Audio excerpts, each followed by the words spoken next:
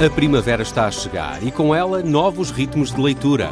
Leia artigos de opinião e receba acesso antecipado a todos os episódios de Podcast Plus. Acompanhe a atualidade ao minuto. Assine hoje o Observador com até 58% de desconto e habilite-se a ganhar uma tote bag e um voucher da Livraria Almedina. Tudo em observador.pt. Notícias.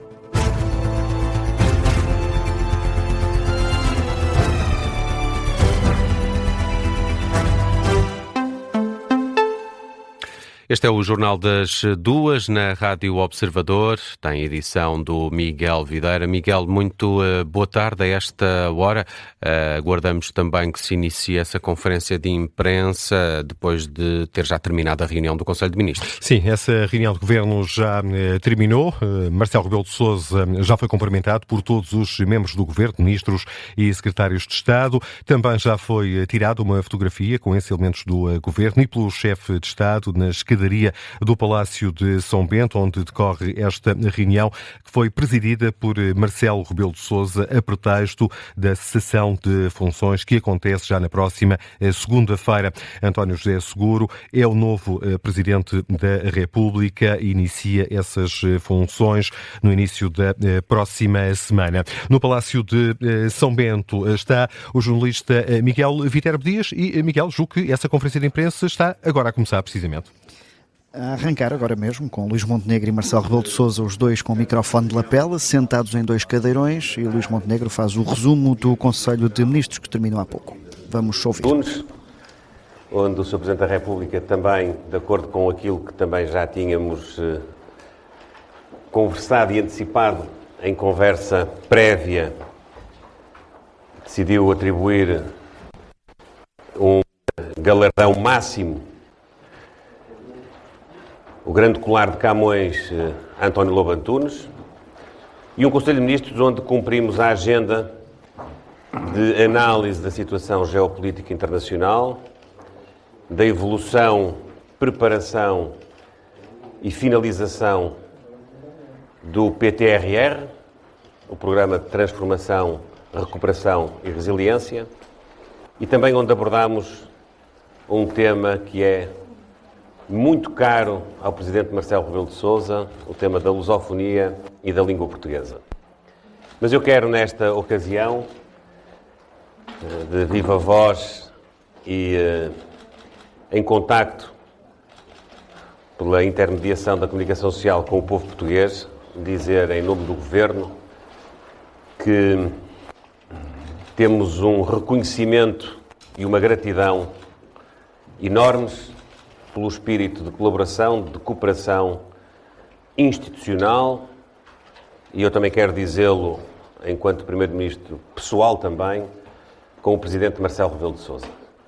Nestes quase 2 anos em que convivemos nestas funções de assunção da liderança de 2 órgãos de soberania, a Presidência da República e o Governo, o Sr. Presidente Marcelo Rebelo de Sousa teve um contacto permanente comigo e com todo o Governo, com espírito de serviço nacional, de proteção, salvaguarda, preservação do interesse do país, do interesse dos cidadãos, do interesse dos portugueses que vivem em Portugal e sempre cuidando também do interesse dos portugueses que residem fora do território nacional,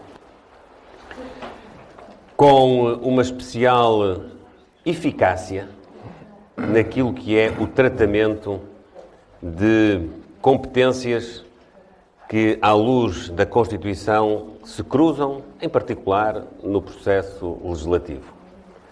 Não apenas nisso, mas em particular no processo legislativo. O Sr. Presidente já caracterizou outros momentos da sua relação com outros governos e com outros primeiros-ministros. Eu, nesta ocasião, gostaria de dizer que, neste período, nós fomos felizes e fomos eficazes, porque convivemos com um espírito de amizade, de solidariedade, de serviço à nossa pátria, à nossa nação, e, ao mesmo tempo que promovíamos essa relação, em termos próprios, em termos próximos também, nós fomos resolvendo todos os problemas que tínhamos de ultrapassar e fomos, muitas vezes, antecipando os problemas para os resolver antes deles serem problemas. E esse espírito é um espírito que, creio, pode fazer escola e pode marcar os exercícios de magistratura da Presidência da República e da titularidade da condução do governo do país. Há uma característica que o Presidente Marcelo Rebelo de Sousa tem, que é de estar sempre por dentro dos assuntos todos, é de estudar com profundidade todo o alcance das decisões políticas, todo o alcance e análise da situação política, seja nacional, seja internacional. E eu posso hoje confidenciar que não raras vezes me socorri do seu conhecimento técnico-jurídico, do seu conhecimento da realidade concreta dos temas que era importante tratar, e ao contrário daquilo que muitas vezes se foi dizendo, com antecipação, não exatamente sempre em cima da hora, como quiseram, de alguma maneira, caracterizar. Nós fomos, ao longo deste período, em todas as áreas da governação, feito um exercício de amadurecimento das posições, que muitas vezes contou no governo com a leitura política, a leitura da realidade e também, muitas vezes, a leitura técnico-jurídica do Presidente Marcelo Rebelo de Sousa. Portanto, em nome do Governo, eu quero agradecer-lhe esse espírito, quero agradecer-lhe essa disponibilidade e quero, sobretudo, como português, agradecer este período de 10 anos de constantes desafios, de constantes superações, de cruzamento com realidades não antecipáveis, mas sempre com um espírito que caracteriza a sua presidência, de proximidade, de afeto, de conhecimento, de acompanhamento, que vai desde o topo dos órgãos de soberania até ao cidadão comum, ao mais incógnito cidadão comum que teve um problema, que teve uma interação com a administração pública e que fez saber ao Sr. Presidente da República que estava a passar por esse problema ou que tinha alguma necessidade de ultrapassar um constrangimento na sua relação com a administração. Nós sabemos que o Sr. Presidente, muitas vezes com o conhecimento de todos e muitas outras, mais ainda, sem o conhecimento da generalidade das pessoas, nunca deixou de dar resposta a ninguém e de acompanhar aquele que é, muitas vezes, o sofrimento daqueles que esperam uma resposta que tarda, que muitas vezes não chega ou que chega de forma mais demorada. Portanto, Sr. Presidente, muito obrigado e obrigado já agora também pela forma eficiente que me conduziu este Conselho de Ministros. Muito obrigado, Sr. Primeiro-Ministro. Eu queria dizer que houve ao longo destes quase 2 anos uma cooperação institucional permanente, sem problemas, uma cooperação estratégica, que é mais do que cooperação institucional, que é, estivemos de acordo quanto ao essencial das estratégias externas, internas, num momento muito difícil do mundo, da Europa e de Portugal. E uma cooperação pessoal. É verdade que esta era facilitada pelo facto de eu conhecer o Sr. Primeiro-Ministro há muitas décadas, ter acompanhado o início da sua vida política, partidária e autárquica. Já lá vão, sei lá, já nem sei contar, mas talvez 3 décadas, mais de 2 décadas, certamente 3 décadas. Mais perto das 3 do que mais perto das 3 do que das 2. E, portanto, foi uma tripla cooperação institucional, estratégica e pessoal. E que decorreu num período muito difícil no mundo. Quando o Sr. Primeiro-Ministro tomou posse no governo anterior, verdadeiramente o mundo estava numa situação que já era muito complicada. A guerra na Ucrânia não terminava, a turbulência no Médio Oriente não terminava. Mas depois, se somarmos tudo o que se passou, quer no governo anterior, quer sobretudo neste governo, e nós encontramos várias crises internacionais, a culminar aquela que ainda está a ser vivida. E, portanto, como imaginam, isso foi um grande desafio para o governo e foi um grande desafio para o Presidente da República Portuguesa, sobretudo no final do seu segundo mandato, quer dizer, no final do seu último mandato e no encerramento da sua vida política.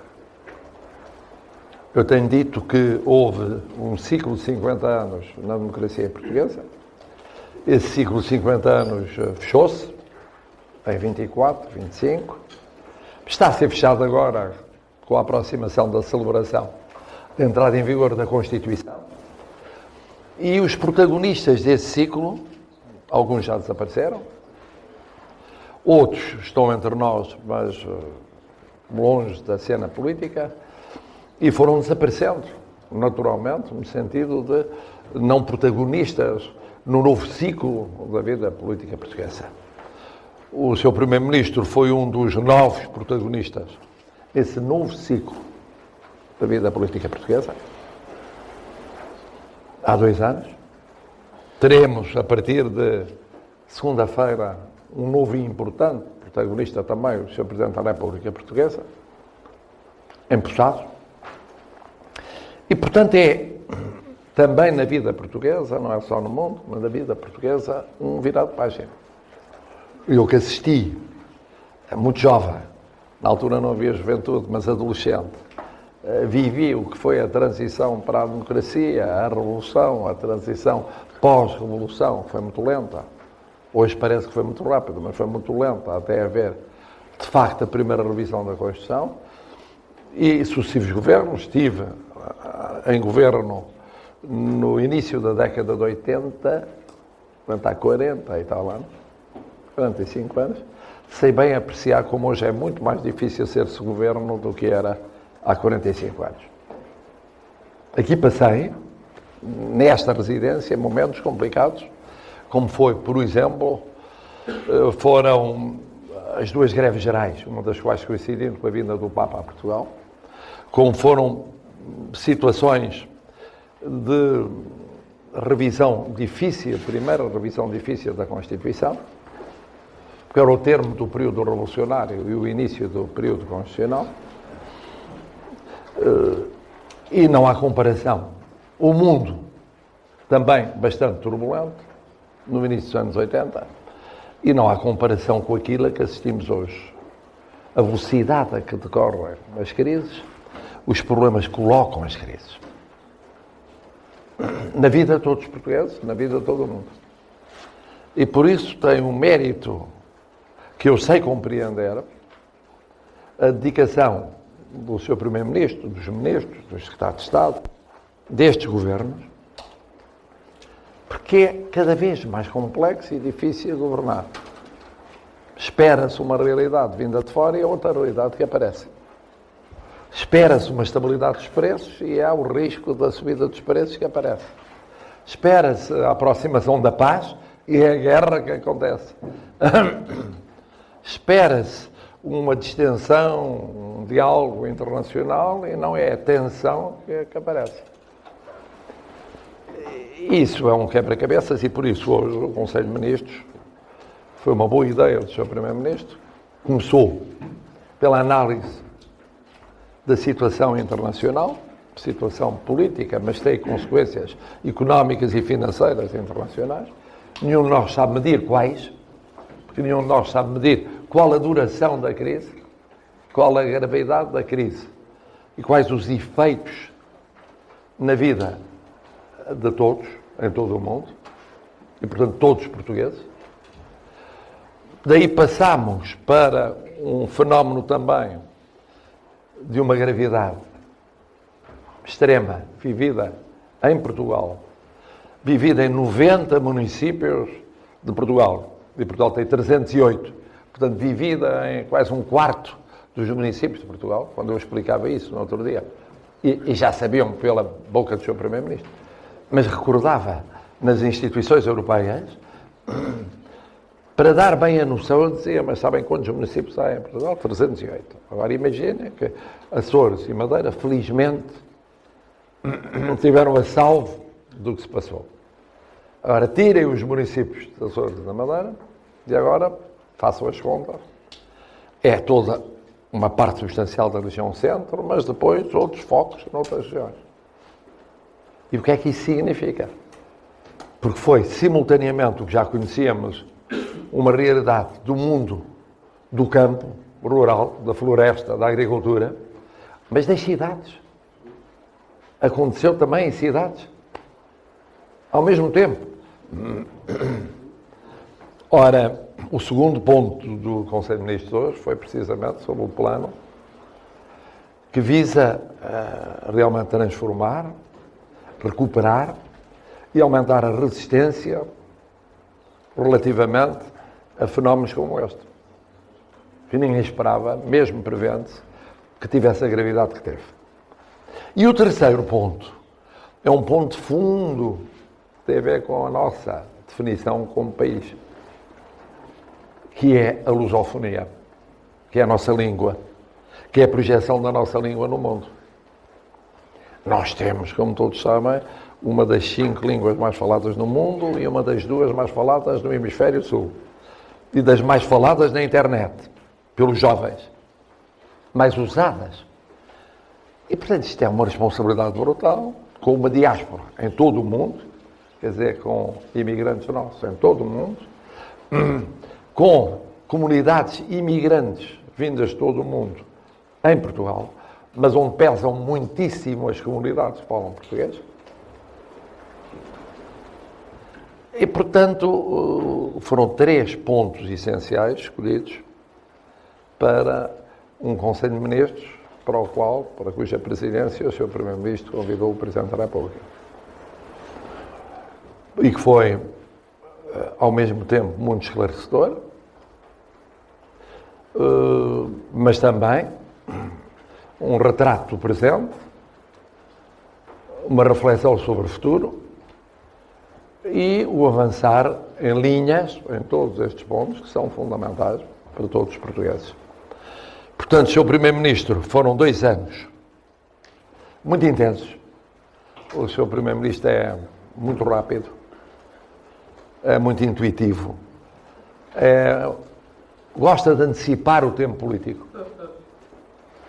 Outras vezes gosta de fazer esperar politicamente a comunicação social, gosta do efeito de surpresa e gera isso de uma forma que a comunicação social não pode prever, não pode antecipar.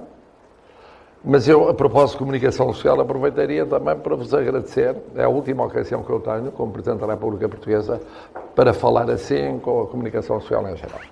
Foram 10 anos. 2 anos com o Sr. Primeiro-Ministro e 8 anos antes.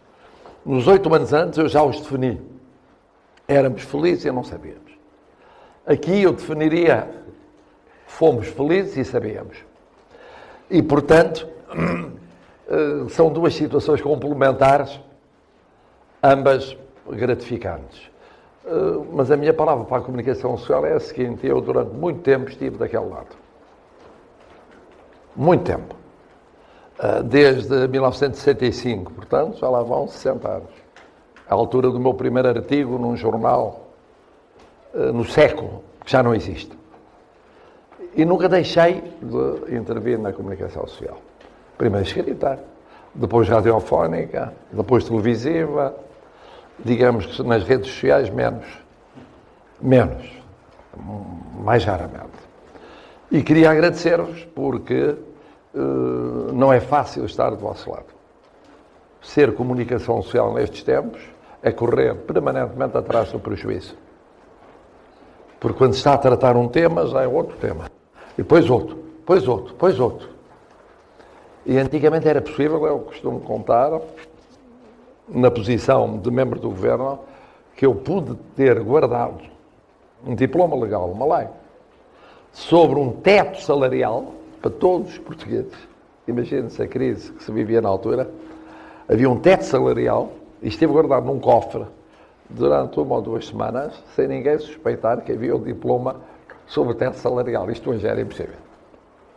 Ao ritmo a que decorrem os factos, seria impossível estar a elaborar uma lei serenamente, lentamente, para ser eventualmente aprovada mais tarde e divulgada mais tarde. E, portanto, é difícil ser de comunicação social. Este ritmo alucinante, com o olho em todo o mundo, a perceber o que se passa no mundo tem a ver com Portugal, e que, por outro lado, com um grau de exigência das pessoas, que é muito superior. As pessoas aguentavam esperar muito tempo mesmo, até porque vinham de uma ditadura que era por natureza lenta e fechada, e depois uma revolução que era imprevisível, mas perante a qual as pessoas se ajustavam com o que havia, que era transistores. Não havia mais do que isso, não havia telemóveis, não havia nada disso, bom, para acompanhar o que se passava. E, portanto, tinham uma paciência que hoje não têm. São mais impacientes, são mais reivindicativos, são mais exigentes, e isso torna mais difícil de governar, sem dúvida. Mas penso que é colocar questões ao Sr. Primeiro-Ministro, que é quem conduz a política do país, ao Presidente da República. Já respondi todas, nomeadamente a que o Sr. Primeiro-Ministro diz que vou perder a aposta, mas não vou perder a aposta. Que é, de facto, é mesmo o fecho da intervenção política. Foram 60 anos de intervenção política e, portanto, é mesmo o fecho da intervenção política. Dedicar-me a outras atividades que também são civicamente importantes, mas não são políticas. Agora, conversa inicial de Marcelo Rebelo de Sousa. Vamos agora às perguntas organizadas previamente. De facto, isto não estamos habituados a este tratamento aqui em São Bento, de haver esta abertura. Desde já agradeço em nome de todos os colegas. Temos muitas perguntas, aviso já. Muitas. Tenho que levantar? Mais alto, ok. Vou falar mais alto. Temos muitas perguntas e eu começava talvez por essa aposta que o Sr. Presidente acaba de dizer que foi feita de não intervir mais publicamente. O que eu acompanhei ao longo destes 10 anos e que foi muito exigente, porque não é só o mundo e as notícias que correm, o próprio Sr. Presidente correu bastante ao longo destes 10 anos e devemos ir atrás de si. Para nós é difícil acreditar que o Sr. Presidente vai ganhar essa aposta, porque estão sempre coisas a acontecer neste país. Ainda agora temos uma luta entre o Sr. Primeiro-Ministro e um antigo Primeiro-Ministro que está a prender a atenção dos portugueses. Não é difícil não comentar essa situação, Sr. Presidente? Não fica tentado a comentá-la? Não fica com comichão?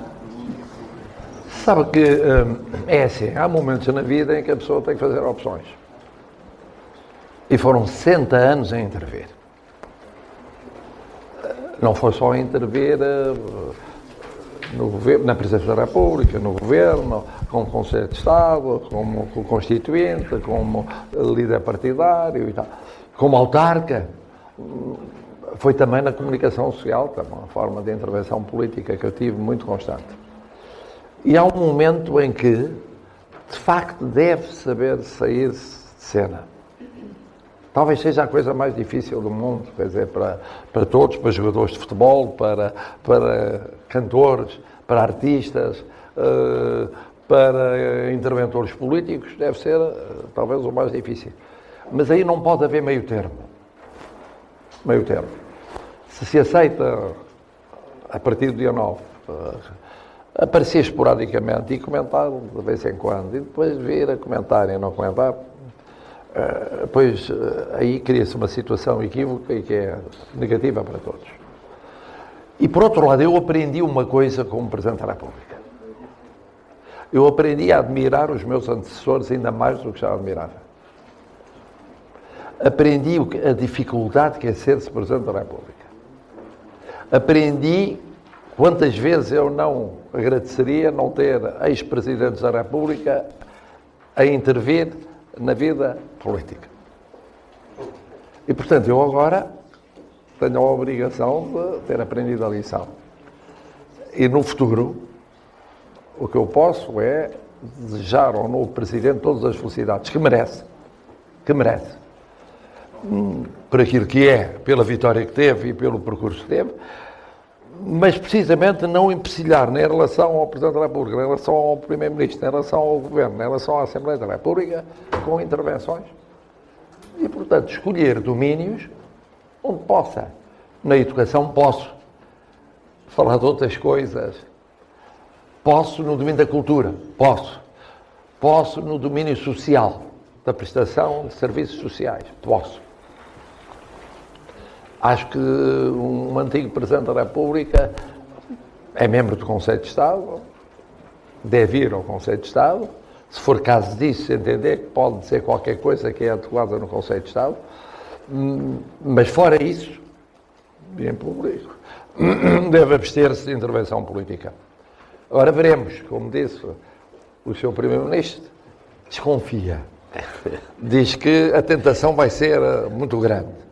Mas há que realmente resistir à tentação por uma questão que considero que é de princípio, é salutar para as instituições. É salutar para as instituições. E, portanto, vou experimentar contribuir para a saúde das instituições dessa maneira. Logo, não comento questões como aquela que acabou de me formular. Está resolvido logo o problema. A pergunta era sobre Pedro Passos Coelho e as intervenções públicas. Vamos a mais uma. Alexandra, e queria começar pelo Primeiro-Ministro e depois colocar uma questão também ao Sr. Presidente da República, e queria retomar esta aparente felicidade generalizada na relação entre São Bento e Belém com o Primeiro-Ministro António Costa e agora com o Primeiro-Ministro Luís Montenegro, e queria perceber se esta felicidade não se deve também ao facto de estar a sair da cena política ativa um Presidente que era muito interventivo, que deixava vários recados, ainda agora disse que o Primeiro-Ministro é intuitivo, chegou a dizer também que era difícil de entender, houve algumas farpas, alguns recados. Queria perceber se essa felicidade também não é um género de descontração, porque está de sair de um Presidente que deixava recados constantes à governação, e já agora falou de fazer escola. Se espera que António José Seguro, que aparentemente é mais discreto e silencioso, lhe garanta estabilidade futura, numa altura que, como sublinhava a minha colega, um antigo Primeiro-Ministro e a antigo líder do PSD a aparecer muitas vezes em público, e também tendo em conta que o Parlamento está tripartido nesta legislatura. Ao Presidente da República queria perceber, e perdoe-me o clichê, se arrepende de algum momento, também com a estabilidade como pano de fundo. Interveio várias vezes com a dissolução da Assembleia da República. Olhando para trás, acredito que já tenha feito um balanço, se há algum momento que lhe fique na memória como se calhar ali era melhor ter havido mais alguma prudência e não ter dissolvido o Parlamento. Obrigado. Bom, sobre as duas questões que me são formuladas, para que não fique nenhuma dúvida, eu consideraria completamente abusivo que se possa dizer que a nossa felicidade tem a ver com a circunstância do Presidente ir embora. Como quem diz, estamos felizes porque o Presidente agora vai embora. Não. É mesmo uma análise sobre estes 2 anos de convivência, que foi reiterada, não é a primeira vez que eu digo isto.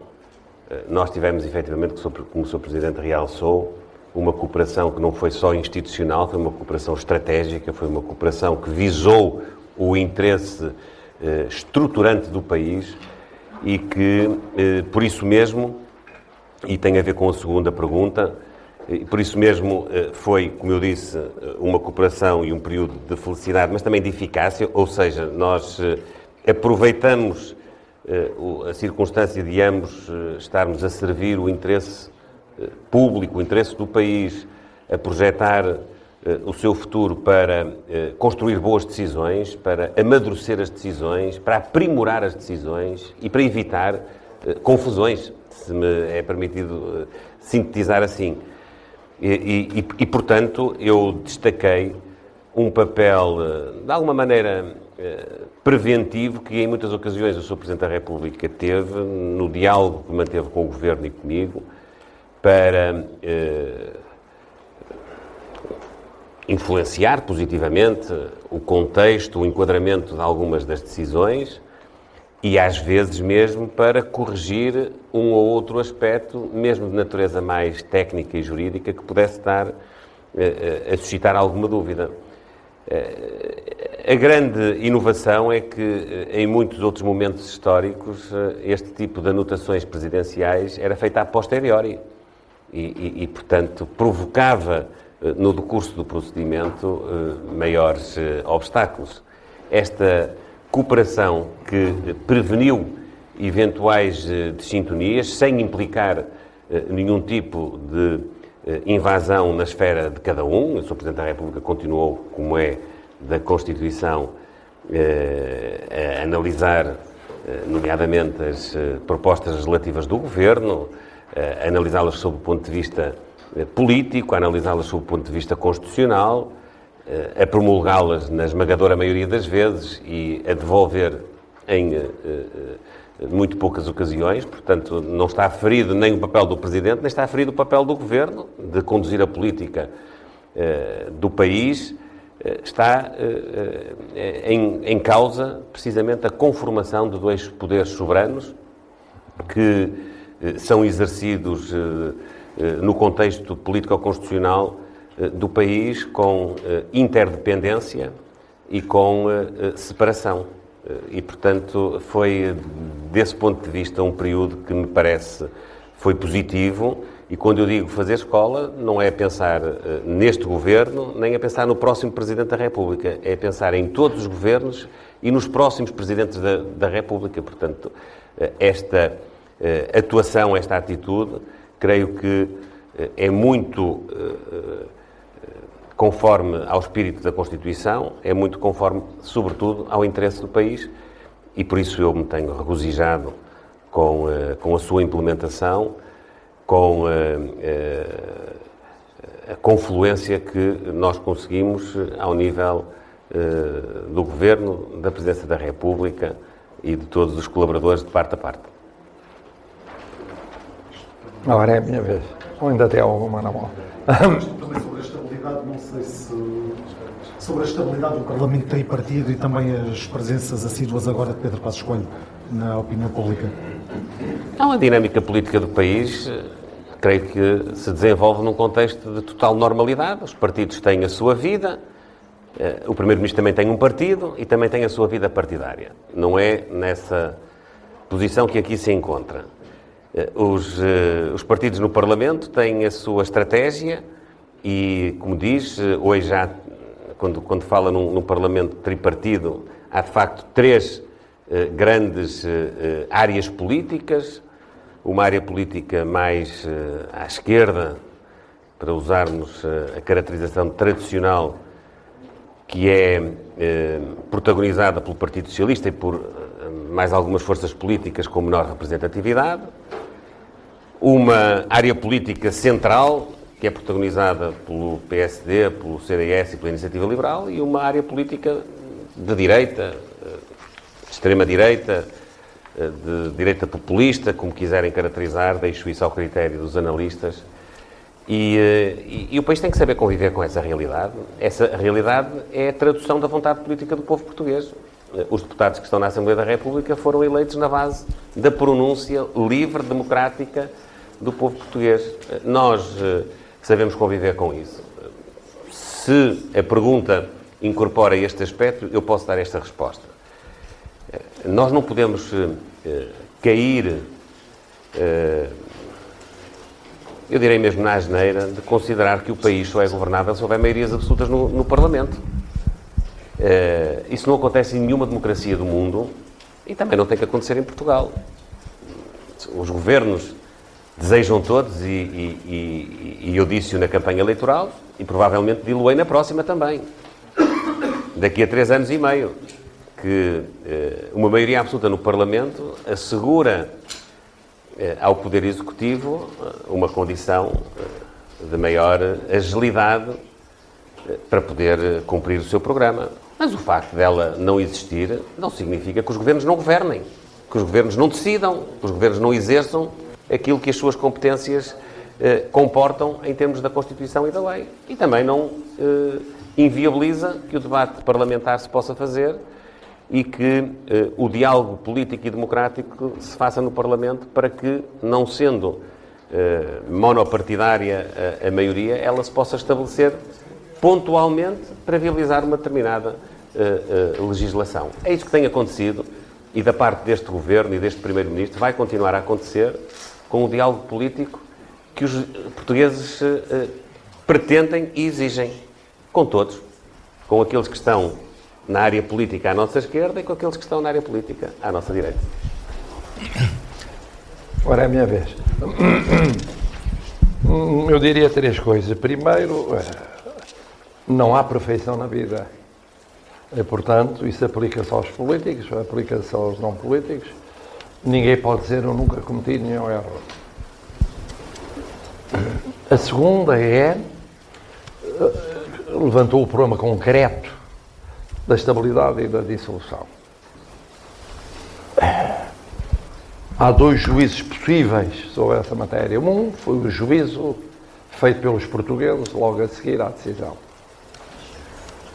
E nas várias ocasiões em que houve dissolução, os portugueses votaram querendo dizer com o seu voto que não discordavam da decisão da dissolução. O juízo definitivo, isso não sou eu quem vai formular, isso será formulado à distância, o próprio é sempre suspeito,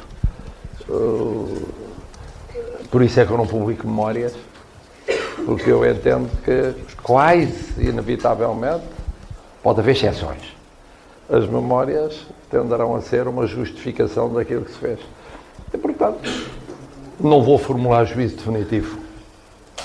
Alguém, se tiver paciência para isso, e se tiver interesse nisso, formulará um dia. Não, então ninguém formulará nenhum juízo definitivo. Sr. Presidente da República, seguindo aqui o exemplo dos meus colegas, obrigado por este formato, esta possibilidade. Seguindo aqui essa sua experiência que teve de ter essa questão de haver algumas dissoluções, sentiu que o papel do Presidente da República não conseguiu em algumas formas evitar, por exemplo, a questão do entendimento de partidos, nomeadamente no Orçamento do Estado, não lhe perguntando uma opinião sobre a instabilidade que possa vir aí para o novo Orçamento do Estado, mas acredita que o papel do Presidente da República, do novo Presidente da República, pode impedir que haja um chumbo ou que haja uma solução caso haja esse chumbo. E para o Sr. Primeiro-Ministro, as suas declarações e o seu desafio ontem dentro do seu partido não pode fazer com que haja aqui um novo foco de instabilidade, se calhar, usando aqui as palavras do Sr. Presidente da República, à frente do momento político, e não pode causar uma instabilidade. E saiu agora a notícia, mesmo agora, que o Sr. Primeiro-Ministro vai ter que entregar as listas de clientes da Spinal Viva porque foi recusado o seu recurso. Se queria comentar essa em nota de rodapé e a questão de se as suas declarações não podem ser um ponto de instabilidade. Bom, o que é que eu posso acrescentar dentro da minha posição, que é agora não estar a comentar aquilo que é os mandatos ou que são os mandatos que estão a terminar e não tencionar comentar no futuro. O que eu posso dizer é o seguinte: eu votei a Constituição. E quando votámos a Constituição, primeira versão, e depois acompanhei a primeira revisão constitucional como Ministro de Assuntos Parlamentares, que é aquela que adota na repartição de poderes a versão que corresponde hoje à repartição que existe entre os vários órgãos do poder político em Portugal. A primeira foi diferente. Foi num período ainda revolucionário, em que o Presidente da República tinha poderes que depois deixou de ter e passou a ter outros poderes que não tinha na ocasião, porque era Presidente do Conselho da Revolução ao mesmo tempo. E, portanto, naquela altura, o que se quis experimentar em Portugal foi um sistema misto. Nem era o parlamentarismo europeu, em que verdadeiramente o centro do poder, não direi que fosse o Parlamento, mas eram naturalmente os governos formados com base na eleição para o Parlamento, para a Assembleia da República. Nem era um presidencialismo americano, em que o chefe de Estado é chefe do governo. Tem poderes executivos. E procurou-se uma fórmula que não caísse nos defeitos de um lado e do outro. O presidencialismo em Portugal deu quase sempre ditadura. O parlamentarismo deu grande instabilidade. Portanto, procurou-se um sistema em que a estabilidade é construída no equilíbrio entre a normalidade da atuação de quem governa, que é o governo, e governa naturalmente no quadro das suas relações com o Parlamento, e depois o papel do Presidente da República, que é de ir acompanhando como árbitro o funcionamento das instituições, sendo chamar a exercer certos poderes mais fortes em momentos muito críticos. E esses momentos muito críticos correspondem às 3 dissoluções, foram, começando pela última, quando o Governo colocou a questão da confiança e foi recusada a confiança no Parlamento. E, portanto, ficou sem tapete, sem base de sustentação parlamentar para continuar a governar. Não se vendo outra base possível no quadro da composição parlamentar. A anterior foi um caso muito específico de o Primeiro-Ministro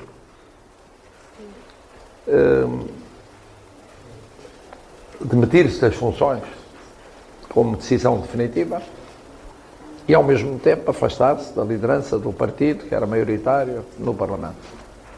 Era uma situação completamente nova. Porque era simultaneamente uma situação no governo e uma situação no sistema partidário. Completamente nova. E perante essa situação nova, pois, em homenagem à estabilidade, o que se pensou foi, pensei eu, depois de ouvir o Conselho de Estado e ouvir naturalmente os vários partidos políticos, é que fazia sentido ouvir os portugueses em voto, uma vez que, de facto, havia uma maioria que tinha sido construída na base de uma vitória largamente pessoal do líder do partido maioritário. Ele tinha dito no discurso, na altura da posse, que afastava a hipótese de sair pelo seu pé do governo e isso deixar ficar de pé a realidade parlamentar que existia. E, por outro lado, havia aqui uma questão que era a de saber como, saindo da liderança partidária, como é que correria o relacionamento entre o futuro líder e, potencialmente, o futuro Primeiro-Ministro e essa realidade partidária. Era uma realidade nova. E, portanto, sabem o que foi? Garantiu-se a votação do orçamento para garantir a estabilidade financeira, que houve. E viu-se o que é que os portugueses diziam. Se eles entendiam que era de renovar o que estava, ou se entendiam que era de procurar vias alternativas. No primeiro caso, historicamente falando, era a primeira vez em mais de 40 anos de democracia que era chumbado um orçamento. Era a primeira vez. Tínhamos tido várias situações de crise política, económica, social, e nunca o orçamento deixou de ser viabilizado. E, de repente, deixou de ser viabilizado. E quem liderava o governo disse que não estava disponível para governar sem orçamento. Porque era uma hipótese possível, era tentar ver se era possível, não houve orçamento, e sabia, a Constituição e tal. Bom, portanto, há uma coisa que me parece importante, é que A estabilidade em si mesma é um valor fundamental. É um valor fundamental. Teve sempre presente isso. E, portanto, num caso, a estabilidade orçamental, que era muito importante para a estabilidade do governo, no outro caso, a estabilidade a nível da liderança do governo e do principal partido, o partido maioritário no Parlamento, e, no outro caso, das condições para um governo que está a governar poder proceder à governação. E, portanto, agora, o juízo sobre isso, como disse, os portugueses julgaram 3 vezes e das 3 vezes deram razão ao Presidente. Não quer dizer que, historicamente, um dia se diga mais tarde, olha, podia ter sido de outra maneira, o Presidente devia ter ponderado de outra maneira. Esse juízo já não é um juízo que eu deva fazer. Fiz o juízo naquela ocasião e depois a apreciação no futuro é uma apreciação feita por outros e que farão calmamente, serenamente. Agora, sem dúvida que é muito importante trabalhar pela estabilidade e trabalhar, nomeadamente, naquele equilíbrio do sistema que foi criado, no bom relacionamento entre o Presidente da República e o Governo, entre o Presidente da República e o Primeiro-Ministro. Isso eu entendo que é crucial. Crucial. E fazer um esforço para que haja esse bom relacionamento, que é o que os portugueses querem. Querem que ele exista. E que haja entre os órgãos de soberania. Portanto, esse é o ideal que deve ser perseguido no quadro do sistema de governo que existe no nosso país, que é de equilíbrio. Que é de um equilíbrio que deve ser mantido parte a parte.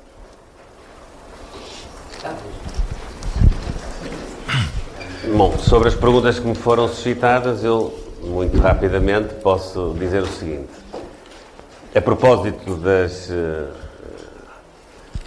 da interpretação sobre normas jurídicas que suscitei junto do Tribunal Constitucional, não conhecendo em definitiva a decisão ou a pronúncia do Tribunal, embora tenha sido antecipado que possa não ter ocorrido por razões de prazo ou enfim, uma razão administrativa, a não pronúncia, eu aguardarei. Posso, só para clarificar, dizer que não está em causa nenhum dever de declaração não cumprido. Aquilo que está em causa é uma declaração que já foi feita e depois é o seu efeito em termos de publicitação. É só isso que está em causa, para que não haja nenhuma dúvida. E no caso concreto, essa publicitação não ocorreu pela via normal, mas já ocorreu por via de uma fuga de informação que os senhores jornalistas conhecerão melhor do que eu, portanto, nomeadamente aqueles que a veicularam. Sobre a questão da estabilidade, dizer muito claramente que este governo assegura a estabilidade política no cumprimento e ao abrigo da Constituição, da lei e do seu comportamento em termos executivos e, obviamente, que as garantias de estabilidade que o Governo dá também devem advir da estabilidade dos partidos que compõem a coligação que compõe o Governo.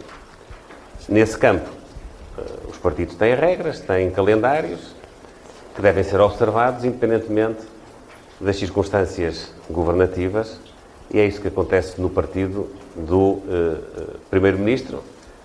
Tem um calendário de discussão e debate interno, que é também, de alguma maneira, um contributo para a estabilidade, porque é sempre uma oportunidade de clarificação.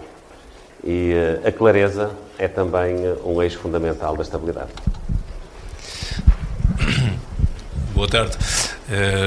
Numa altura em que estamos, de facto, num momento de despedida do Presidente da República, que é Presidente há 10 anos, há uma coisa que todos nós pensamos, penso eu, quando deixamos algo, é o que é que vão pensar de mim?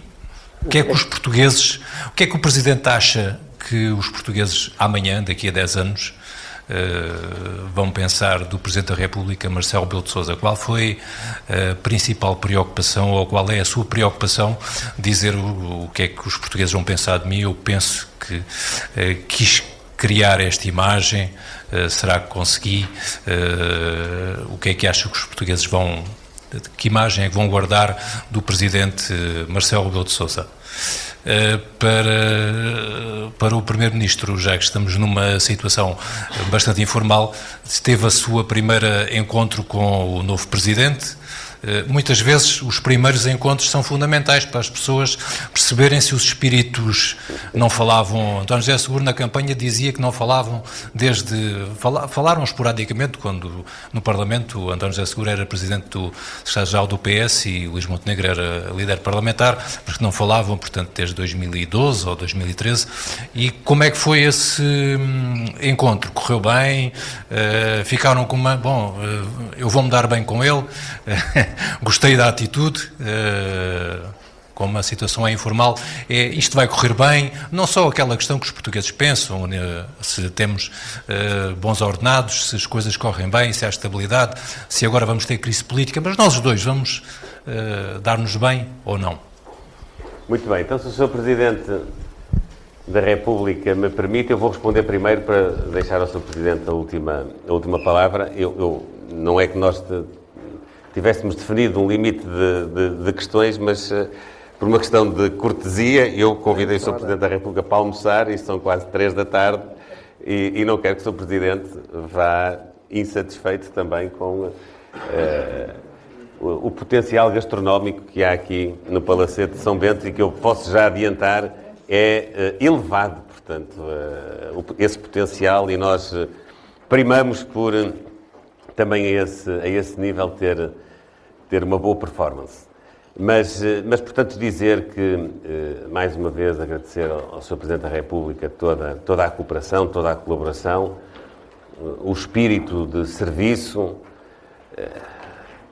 Esta é uma presidência que terá várias características, mas a da proximidade será talvez a mais transversal, e ela expressa-se em muitas dimensões, na dimensão do cidadão, na dimensão das instituições e na dimensão também da cooperação ao nível dos órgãos de soberania. Não querendo fugir à questão que me foi colocada, mas também não querendo, nesta ocasião em que estamos, neste último Conselho de Ministros que contou com o Presidente da República, Marcelo Rebelo de Sousa, a ultrapassar exatamente essa circunscrição, eu posso dizer que o encontro que tive com o Presidente da República eleito e que será empossado na próxima segunda-feira foi um encontro muito produtivo, muito diversificado naquilo que foram os temas tratados, empático, com como disse, um reanimar de uma relação que tínhamos tido na Assembleia da República durante vários anos, mas que, sobretudo, teve depois uma expressão mais viva no período em que eu exerci as funções de Presidente do Grupo Parlamentar e o Dr. António José Seguro de Secretário-Geral do Partido Socialista, e onde tivemos, como se recordarão, debates muito vivos, mas onde também imperou, já à época, um espírito de cooperação e de convergência que era absolutamente essencial à época para ultrapassar a grave crise financeira que tinha, de resto, trazido a assistência financeira para o país, mas, portanto, nesta ocasião em que nos tornamos a ver com um respeito recíproco que eu acho que é muito, muito assinalável, e com uma postura que, do meu ponto de vista, o Sr. Presidente dirá depois de empossado, mas do meu ponto de vista expressa uma expectativa muito positiva relativamente ao relacionamento e cooperação institucional a partir da próxima segunda-feira. Tenho a certeza absoluta que nos vamos entender bem do ponto de vista pessoal e do ponto de vista institucional, cumprindo aquilo que é também a expectativa do povo português, que tomou as opções de escolher um governo e que agora tomou a opção de escolher um Presidente da República. Ora bom, Eu não tenho a mínima ideia de como é que os portugueses me vão recordar agora, daqui a 5 anos, daqui a 10 anos, daqui a 15 anos. Confesso que é uma questão que compete a eles, se for o caso disso, se recordarem, se não recordarem, não recordam. Eu só me recordo que quando tomei posse, da primeira vez, eu tinha chegado a pé. Intenciono sair a pé, claro. Apesar de, teoricamente, o ex-presidente da República ter direito ao automóvel, mas eu quero sair a pé, vou ter com o meu automóvel. Mas ali não saí, tinha que sair com escolta e tal. E pensei assim, eu tenho daqui até ao Palácio de Belém, eu ainda ia colocar ramo de flores, a coroa de flores, no túmulo de Camões, depois acrescentei a Vasta Gama, os dois. Tinha um tempo até ao Palácio de Belém. Eu tenho que decidir se quero mudar a minha maneira de ser ou não. E é agora que eu tenho que decidir. Não é depois. E pensei, ainda tive tempo, para 24 de julho, e tal. Ia percorrer, e tal. O depositar a coroa de flores e disse, não, eu não vou mudar. Não vou mudar. Porque depois não fica nem carne nem peixe. Quer dizer, nem fica aquilo que a pessoa é, nem aquilo que quer ser para vestir um facto institucional e uma maneira de agir e de proceder, mesmo ritualmente, que não é a sua maneira de ser. Não vou mudar. E quando cheguei à Guarda Nacional Republicana, que é a primeira cerimónia, como será a última em Belém, no dia 9 de manhãzinha, eu já tinha tomado a decisão, porque é assim, o que eu tenho a cumprir, cumpro, decisões que eu tenho que tomar e como tomarei, mas o meu estilo, a minha maneira de ser, o meu feitio, não vou mudar. Não se muda aos 67 anos de idade. Depois fica falso. Depois subi a rampa, e pronto, quando subi a rampa estava tomada a decisão. Agora, deu bem, deu mal, umas vezes, porventura, deu melhor, outras vezes deu pior, não há ninguém igual. Então, até pensava nisso quando olhei para o retrato e disse, bom, de facto, e disse, foi a ideia mais louca que tive, dentro de algumas ideias loucas que tive, pronto, foi esta. Pronto, foi assim. Podia ter seguido outras mais ortodoxas, mais conservadoras, mais clássicas, não sei o quê.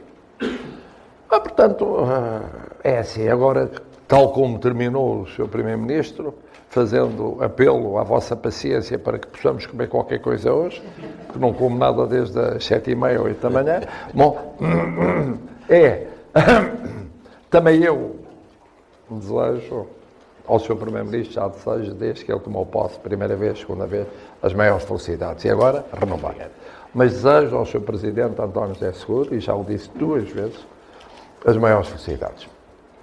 Seja muito feliz e, se for possível, que consiga ser o melhor de todos os presidentes da República. Porque tem um apoio tal e tem uma esperança tal das pessoas atrás dele, que isso implica que seja obrigação de todos os cidadãos, agora já falo quase como cidadão, desejarmos isso mesmo. E numa das peças fundamentais está um bom relacionamento com o Governo e do Governo com o Sr. Presidente da República. Acho que era neste momento do mundo e neste momento da Europa, neste momento do país, depois da calamidade, bom, acho que era o ideal para todos. E agora podemos ir almoçar. Acho que sim. Obrigado a todos e bom trabalho. Está assim concluída esta conversa com Marcelo Rebelo de Sousa e Luís Montenegro e com os jornalistas. Vão agora aqui para a sala ao lado da Sala da Lareira para este almoço privado, com o Marcelo Rebelo de Sousa aqui a passar em revista alguns das decisões mais difíceis dos 10 anos de mandato.